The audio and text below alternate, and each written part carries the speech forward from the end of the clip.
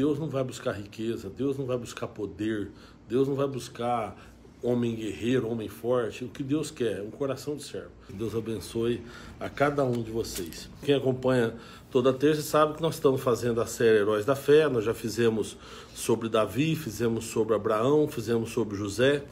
E nós estamos fazendo agora sobre Moisés. Para mim, eu sempre digo isso, Moisés é o homem que mais teve intimidade com Deus. É lógico que Jesus, não dá para a gente pôr nessa comparação pela divindade de Cristo.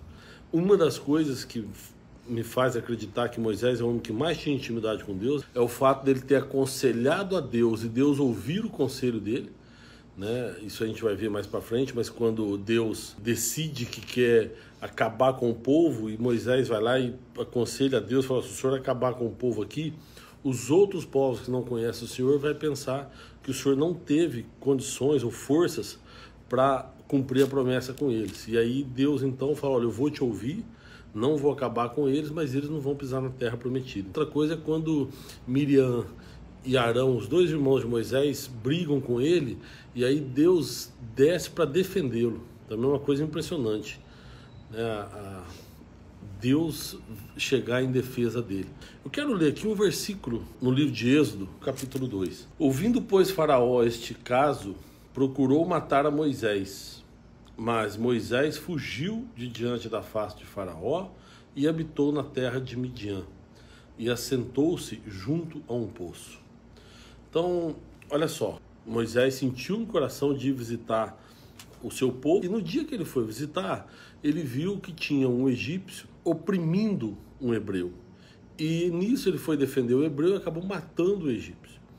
A Bíblia diz que Moisés era um homem muito manso, mas eu acho que ele adquiriu essa mansidão com o passar do tempo, porque até então ele não era manso, porque você vê, ele vê um homem agredindo o outro, ele vai e mata o cara, né? Então não tem muita mansidão nisso.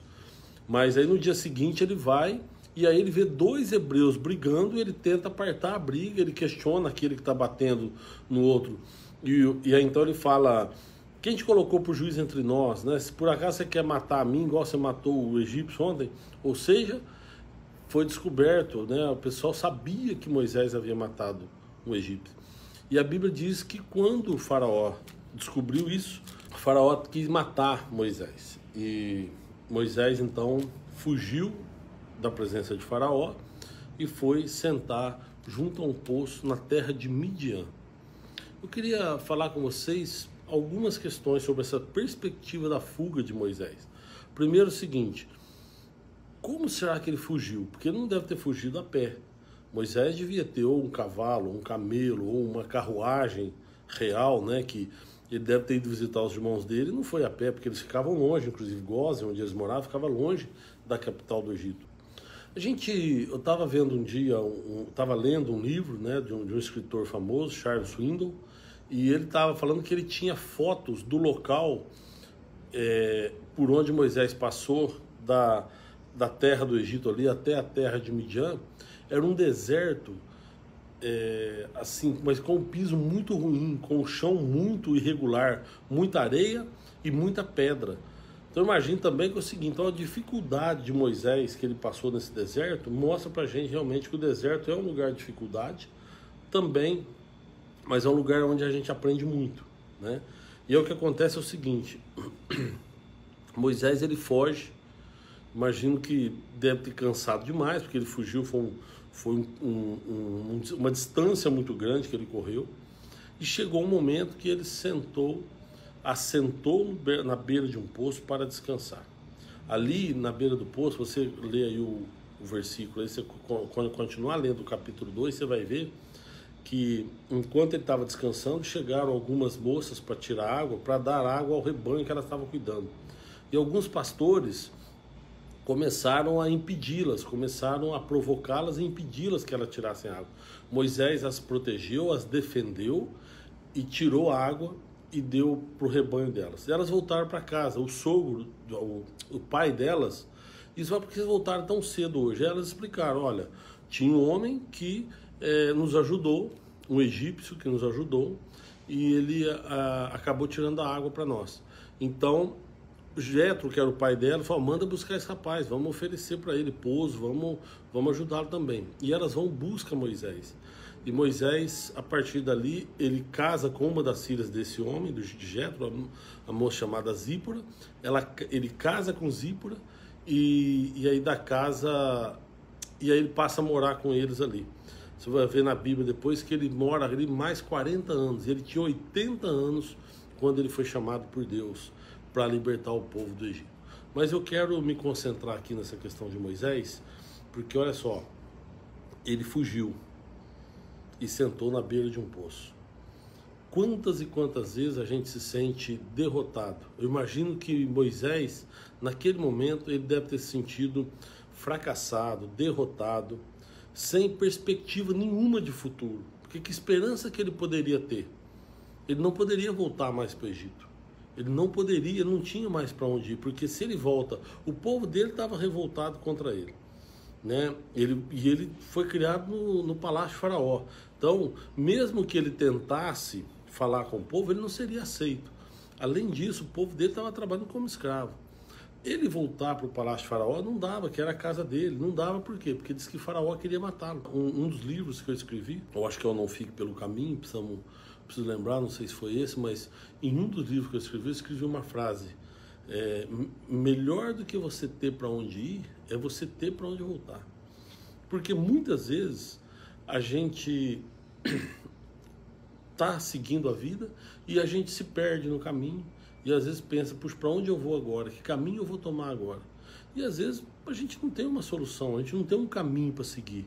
Mas se a gente tem para onde voltar, se a gente tem família, se a gente tem casa, se a gente tem um esteio para que a gente possa recomeçar, então tá tudo certo, a gente volta e recomeça. O problema é quando a gente não tem para onde ir e a gente também não tem para onde voltar. Então nós temos que nos virar, nós temos que realmente fazer algo acontecer. Moisés, naquele momento, eu imagino que ele devia estar muito desanimado, cansado. Ele sentou para descansar na beira de um poço e o cansaço dele era tão grande a ponto de ele talvez nem pensar em tudo que podia acontecer ali, mas ele tinha um posto lá dele. Por que eu estou dizendo isso? O inimigo, muitas vezes, o inimigo tenta nos colocar desânimo. O inimigo tenta mostrar para nós que nós falhamos, tenta mostrar para nós que nós fomos desonrados ou que nós fracassamos. Não sei, pode ser que você esteja me ouvindo agora e pode ser que você tenha tido algum fracasso na vida. E tem diversos fracassos. Tem gente que fracassa nos negócios, tem gente que fracassa no casamento, tem gente que fracassa como filho, como pai, tem gente que fracassa numa conversa, né? Às vezes uma única conversa, às vezes um rapaz vai tentar namorar uma moça e ele vai e começa a conversar e aquilo dá tudo errado, ele fracassou. Ou às vezes numa entrevista de emprego, não sei, num negócio, qualquer coisa. Eu acho que todos nós já enfrentamos algum tipo de fracasso na vida. Às vezes uma prova que a gente tinha que fazer que acabou não dando certo, tiramos nota baixa, entendeu? Algo que, qualquer coisa pode significar um fracasso na nossa vida. E o inimigo tenta colocar aquilo como um desânimo para nós, para falar o seguinte, que nós não somos capazes. E eu imagino que naquele momento Moisés estava numa profunda depressão, pensando tudo na vida dele, pensando o quanto ele tinha fracassado. Porque ele vinha de um lar muito rico, muito confortável, que era o palácio de Faraó, onde ele foi criado, onde ele viveu praticamente 40 anos. E de repente ele se vê numa situação de fuga e sem ter para onde ir e sem poder voltar. Enquanto o inimigo está tentando colocar esse desânimo na nossa vida, enquanto o inimigo tenta colocar que nós falhamos, tenta colocar que nós fracassamos, Deus está do nosso lado. O que a gente precisa é olhar para o lado e ver que nós temos um poço. Nós precisamos olhar para o lado e ver que nós temos água para beber. Lembra daquela história de Jesus com a samaritana? Que ele sai da Judéia, ele decide voltar para a Galileia. A história é que os fariseus descobriram que Jesus estava batizando muito mais pessoas do que do que João Batista. A Bíblia diz que ele mesmo batizava, mas os discípulos que estavam com ele ali batizavam. E os fariseus ficaram sabendo disso e revoltados. João foi preso por causa dessas coisas, né? E Jesus decide então sair, quando ele sabe disso, ele decide sair da Judéia e ir para Galiléia. E a Bíblia diz que era necessário que ele passasse pelo solo de Samaria, ou seja, pela terra dos samaritanos, que eram naquela época inimigo do povo judeu. E a história também você sabe, né? Vou repetir rapidamente aqui. Samaria era no passado a capital de Israel. E quando Israel foi ocupado pelos assírios, Samaria foi invadida e os assírios levaram de Samaria muita gente e deixaram ali somente os idosos, viúvas, e eles trouxeram, os assírios trouxeram de outras nações, de outros povos, aqueles que eles tinham dominado também, e trouxeram para morar em Samaria. Então houve uma miscigenação, houve ali uma mistura de raças que o povo judeu não concordava, que o povo judeu não admitia. Depois, quando Judá, que a capital era Jerusalém, ela é invadida pelos caldeus e levada também cativo lá para a Babilônia, e quando eles voltam da Babilônia para reconstruir o templo, reconstruir os muros de Jerusalém, o povo de Samaria se colocou para tentar impedir, né? Se colocou no caminho. E aí por isso criou essa inimizade. Bom, então voltando à história, Jesus, ele está indo para a Galiléia, mas ele passou por Samaria, pela terra samaritana. E ali ele viu uma mulher na beira de um poço, tirando água, e ele tinha parado para descansar. A Bíblia diz que Jesus parou para descansar. Às vezes é necessário, viu? Às vezes a correria do dia a dia, às vezes a gente fica nessa correria o tempo todo, e às vezes a gente não lembra de parar para descansar. E às vezes é necessário um descanso, às vezes é necessário a gente sentar na beira de um poço, nem que não seja para fazer nada, mas só para descansar. E Jesus também fez isso. Jesus se sentiu cansado e parou para descansar e pediu água para a mulher. E aquela mulher se admirou de Jesus pedir água para ela. Falou: como é que você, sendo um hebreu, sendo um judeu, pede água para uma samaritana? E Jesus então fala para ela: se você soubesse com quem você está falando, você que pediria água e eu lhe daria da água da vida.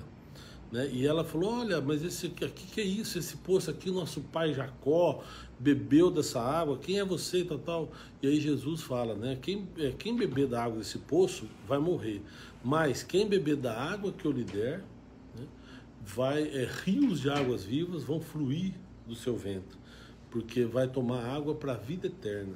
Então Jesus nos oferece a vida eterna. Voltando então na história de Moisés, é que muitas vezes a gente está desanimado, muitas vezes a gente acha que fracassou, e o que nós precisamos é olhar para o lado e ver que tem água. Olhar para o lado e ver que Deus está sempre disposto a matar nossa sede, que Deus está sempre disposto a nos ajudar. Moisés nem imaginava o que estava esperando por ele. Mas olha só, Deus ia levantar alguém, esse alguém que libertaria o seu povo da escravidão do Egito. E ele poderia ter levantado Moisés com 30 anos de idade, ele poderia ter levantado Moisés com 40 anos de idade, mas aquele guerreiro, aquele homem que foi criado no palácio, provavelmente aprendeu artes de guerra, porque os egípcios tinham muito isso. Mas aí, será que ele depois acreditaria que foi as mãos de Deus que tirou-os da escravidão do Egito? Será que Moisés, ou o próprio povo hebreu, acreditaria que Deus que tirou eles de lá? Mas o que Deus fez então? Deus tirou Moisés do palácio.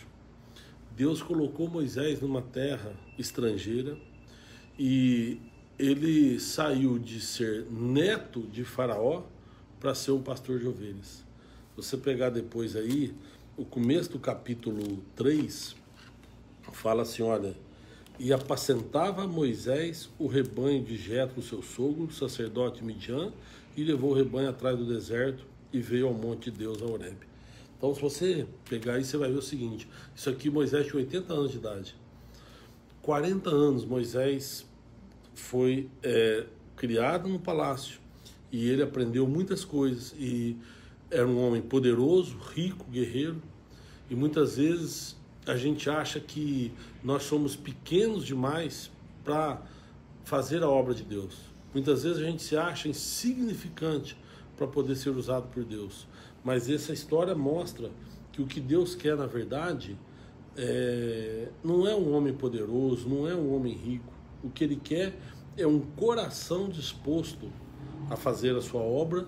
Ele quer alguém que tenha fé suficiente para acreditar nele. Então, Moisés desenvolveu ali um coração de servo. Moisés desenvolveu humildade para poder servir a Deus. E quando Deus percebeu que Moisés, agora sim ele estava um varão manso, agora sim ele estava um homem manso, mas até então ele era um rapaz encrenqueiro lá, né? Mas, olha, ele matou o egípcio. Quando ele está ali no poço, que as moças vêm para tirar água para o rebanho, que os pastores tentam impedir, ele vai briga com os pastores por ela, né? Ou seja, até então ele era um cara guerreiro, ele era um cara de briga. E a partir dali, Deus começa a trabalhar o coração dele, e o neto de Faraó desenvolve então um coração de servo, desenvolve humildade. E aí então Deus chega e fala: agora está na hora de usar o meu servo, porque agora ele vai acreditar que sou eu que vou libertar o povo do Egito. E aí ele levanta Moisés, prepara Moisés para que Moisés pudesse ser o libertador do povo da escravidão do Egito. Mas ele crendo, ele sabendo que isso só seria possível pelas mãos de Deus. Nós vamos ver nos próximos episódios aí. Se você pegar o capítulo 3, você vai ver que Moisés até tenta relutar. Moisés até fala para Deus: olha, quem sou eu? Ele chega para Deus e pergunta: quem sou eu para fazer tal coisa, para tirar o povo? E aí Deus então fala para ele, fala: eu estarei contigo. Então naquele momento, o que Deus precisava era alguém que confiasse nele e alguém que tivesse um coração humilde, um coração de servo. Então o que eu quero dizer para você é que Deus não vai buscar riqueza, Deus não vai buscar poder, Deus não vai buscar homem guerreiro, homem forte. O que Deus quer é um coração de servo. Se você quer fazer a obra de Deus, se você quer servir ao Senhor, entenda isso, você tem que ter fé e um coração de servo, porque o restante é Deus que faz. Então a conversão, quando alguém vai ministrar uma palavra, tudo isso vem do Espírito Santo de Deus. O que nós precisamos é estar dispostos, ter um coração de servo, um coração humilde e saber que Deus é quem faz. Então nós temos que ter fé em Deus. Amém? E aí que você tenha isso então na sua mente. Jesus Cristo, quando encontrou com a mulher lá, falou: olha, eu posso dar a vida eterna, né? E Jesus veio para cá como um servo, né? Se você pegar, Jesus não veio como um homem poderoso. Ele poderia ter vindo como um rei e ter feito uma revolução, mas não. Ele veio com o coração de servo, ele veio com humildade, e com humildade ele lidou até o fim, até a morte de cruz. Ele foi humilhado a ponto de se entregar numa morte de cruz, uma morte que naquele tempo era a morte mais humilhante que tinha. Mas ele fez isso por quê? Porque ele desenvolveu um coração de servo para fazer a obra de Deus. E assim espero que Deus possa também tocar na tua vida, tá bom?